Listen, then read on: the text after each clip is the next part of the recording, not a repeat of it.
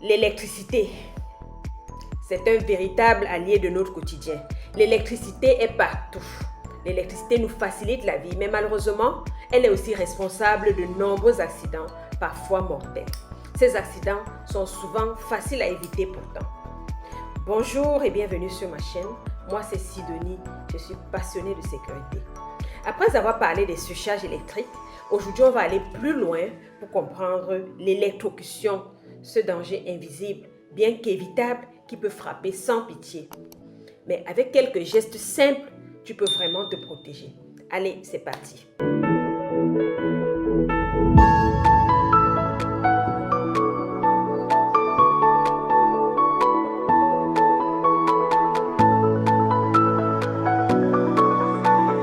Avant tout, je voudrais clarifier un point.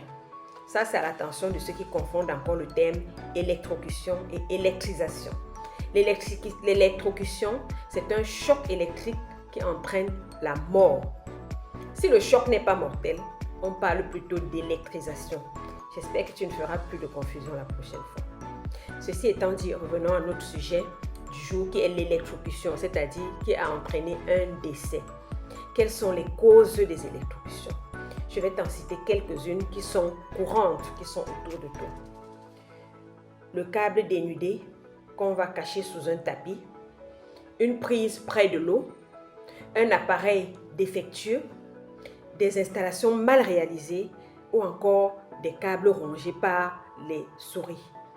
Ce sont des dangers fréquents, même à la maison, mais qui sont parfois ignorés.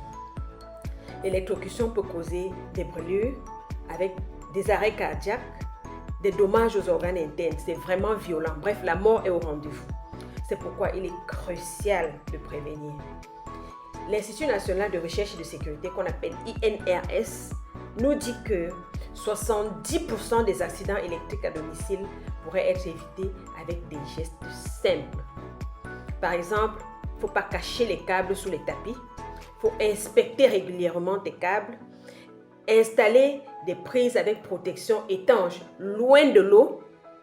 Réparer ou remplacer systématiquement les appareils défectueux.